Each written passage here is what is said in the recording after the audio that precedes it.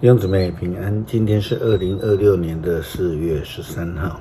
今天的经文是诗篇114篇，士师记第6章36节到40节，哥林多前书15章12节到20节。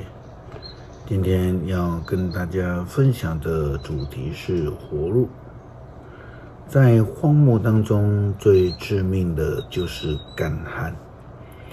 南加州的天气、天候、地形跟犹太地非常的相像。牧师住在南加州10多年的当中，最大的开销之一就是水费，因为南加州的水呢是从北加州或是外州购买而来。牧师的家庭不太使用在植物上面用水上面的花费大部分就是用在生活、个人清洁，每个月的水费却还要在上千元台币之间。水是基本生存的需求品，没有水几天就会要人命。士师记第6章36节到40节，基甸他向上帝求印证，那就是以荒漠中的水来作为证明上帝真的是赐能力并且看顾保守的上帝。于是基甸对上帝说，你说过你要用我来解救以色列，那么我放一些羊毛在我们打麦的麦场上面，如果早晨只有羊毛上有露水，地面上是干的，我就知道你是要用我拯救以色列。一切就照他所说的发生了。基甸一大早起来，他挤了羊毛，竟挤出一碗露水来。基甸又对上帝说，请别向我发怒，容我再求一次，再用羊毛试一次，这一次请使羊毛干干的，使地面上都有露水。那晚上帝照着做了。第二天早晨，果然羊毛是干的，地面却都是露水。耶稣基督从死里复活，是要将他的救恩赐给所有相信的人。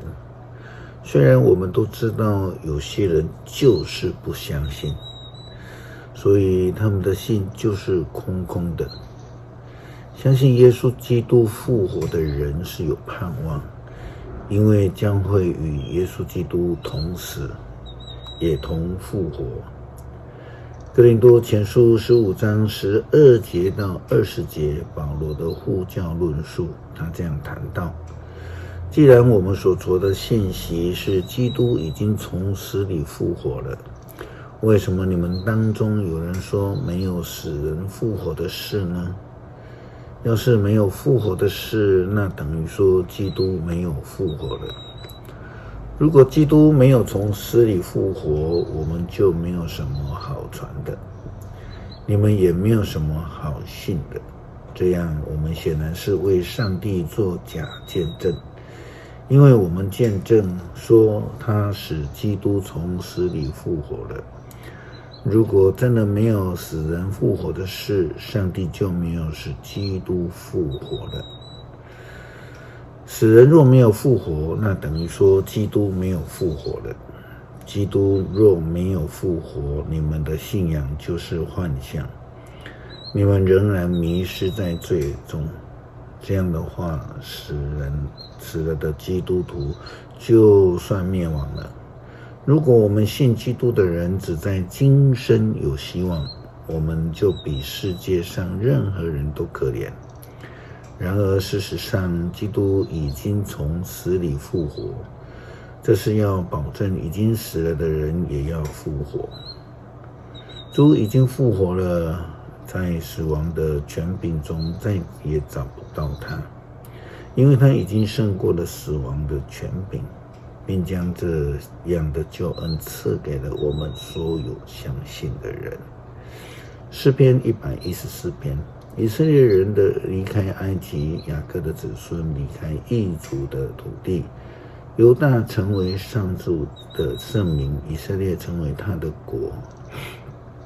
红海一看见就奔逃，约旦河也倒流，群山像公羊跳跃，丘陵也像羔羊跳跃。红海啊，你为什么奔逃？约旦河啊，你为什么倒流？群山为什么像公羊跳跃？丘陵为什么像羔羊蹦跳？